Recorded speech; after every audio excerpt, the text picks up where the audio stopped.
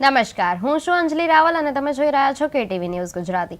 દમદાર ખબરમાં દેવભૂમિ દ્વારકાથી સમાચાર મળ્યા છે કે જિલ્લાના સલાયા ગામમાં ધોળા દિવસે મની ટ્રાન્સફર વ્યવસાય કરતી દુકાનમાં 7 લાખ રૂપિયાની લૂંટની ઘટના બની છે। વેપારી દુકાનનું શટર ખુલતું જ બાઇક પર આવેલા લૂંટારુઓએ હુમલો કરી રોકડ ભરેલો થેલો છીનવી લીધો અને મોકે પરથી ફરાર થઈ ગયા હતા। ત્યારે ઘટનાની જાણ સાથે જ SP સહિતનો પોલીસ કાફલો સ્થળ પર દોડી આવ્યો હતો અને હાલ CCTV ફૂટેજના આધારે લૂંટારુઓને ઝડપવા માટે પોલીસે તપાસના જે ચક્રો છે એ ગતિમાન કર્યા છે।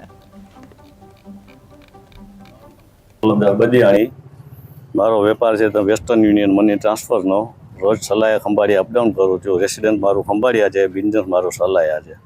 8:20 સવારે મારી દુકાન ઓપન કરતા મારો થેલો 2 અજાણ્યા અસમો છીનવીને ભાગી ગયેલ છે। હું પાછળ ગયેલ પણ મળેલ નથી। પોલીસ ફરિયાદ કરેલી છે, પોલીસ તપાસ ચાલુ છે। આશરે મારી 7 લાખ આસપાસ રકમ છે। મારું નામ